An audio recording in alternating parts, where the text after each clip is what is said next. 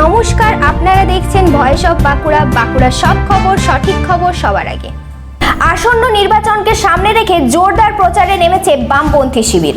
বাঁকুড়ার বিভিন্ন এলাকায় এখন দেখা যাচ্ছে বাড়ি বাড়ি পৌঁছে মানুষের সঙ্গে সরাসরি যোগাযোগের চেষ্টা।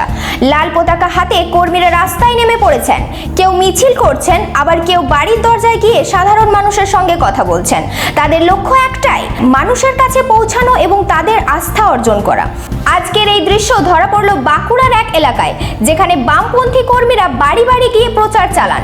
ছবিতে দেখা যাচ্ছে কর্মীরা স্থানীয় বাসিন্দাদের সঙ্গে কথা বলছেন, তাদের সমস্যার কথা শুনছেন এবং তাদের বক্তব্য তুলে ধরছেন।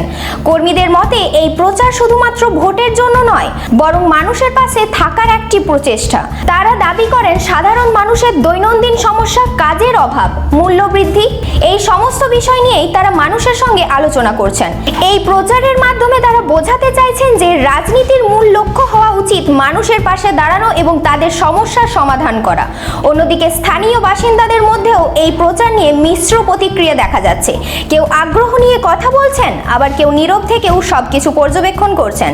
তবে রাজনৈতিক মহলের মতে আসন্ন নির্বাচনকে সামনে রেখে এই ধরনের বাড়ি বাড়ি প্রচার অত্যন্ত গুরুত্বপূর্ণ ভূমিকা নিতে পারে, কারণ সরাসরি মানুষের সঙ্গে যোগাযোগই এখন নির্বাচনী রাজনীতির সবচেয়ে বড় হাতিয়ার।